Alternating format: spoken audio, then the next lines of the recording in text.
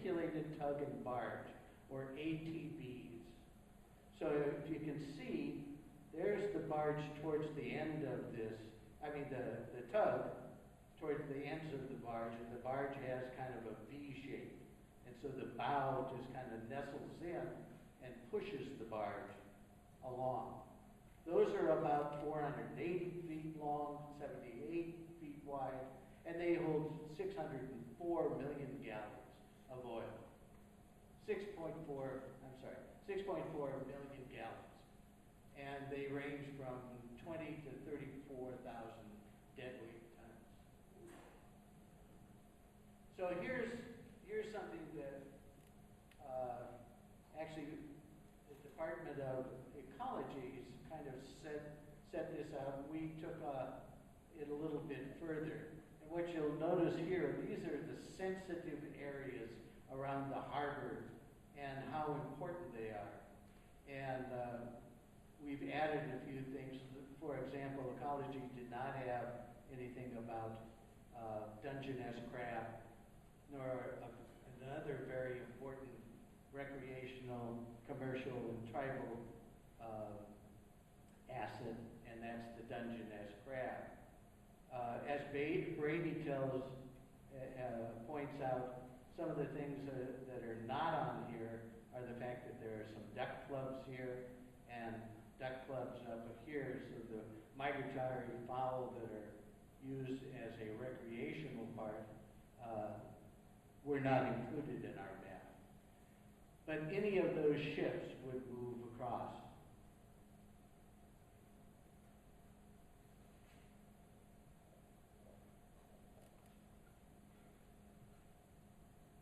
We're sorry to show you a wreck, but this was a wreck that took place, we think, in Wisconsin. Is that correct?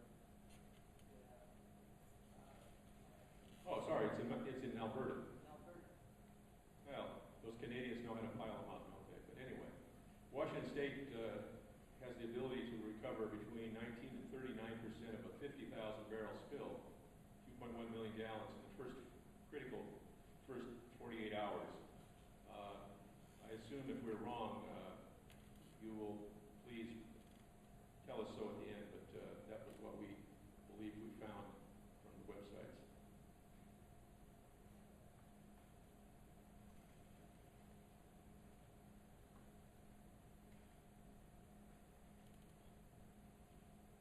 The main thing we're concerned about, one of the main things we're concerned about is the rail itself. This shows what can happen. These tracks, as we pointed out, there's about 100 places where the PSAP crosses streams. Some of them named, most of them not. And a lot of them are just over culverts. So if there's a large flood thing, it's possible that you can get a washout of the ballast in the vicinity of the stream. That's what happened at this particular site.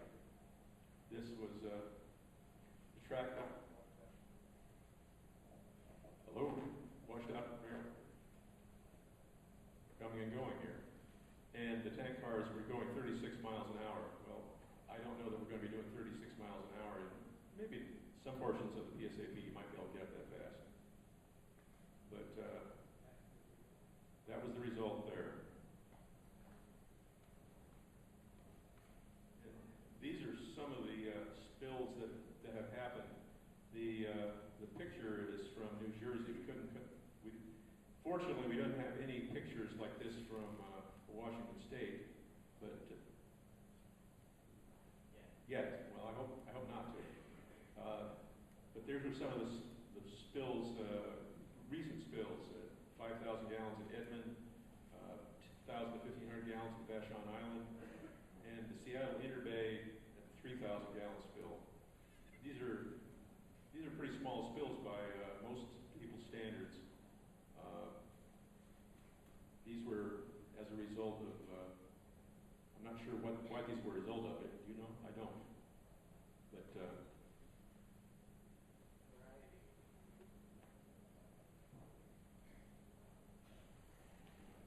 so we thought we would utilize something that this program that is put out by NOAA, National Oceanographic Atmospheric Administration. Thank you very much. And they have a little program in which you can model a spill.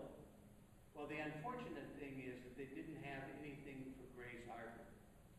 So we took it upon ourselves to beg, borrow, and plead some information in order to come up with what they call a location.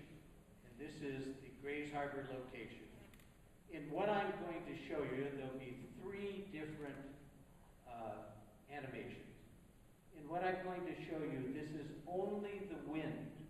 This is what happens if you had a spill and it was only the wind blowing. We chose a January 23rd date because it had variable winds, and then we showed this as an example of what that would happen. Please recognize that if you add current, the current of the river, the push of the Chehalis River, or I should say, the tides, which twice a day come in and go out, and depending on the time of year, how high they become or how low they become. It makes a big difference to this animation.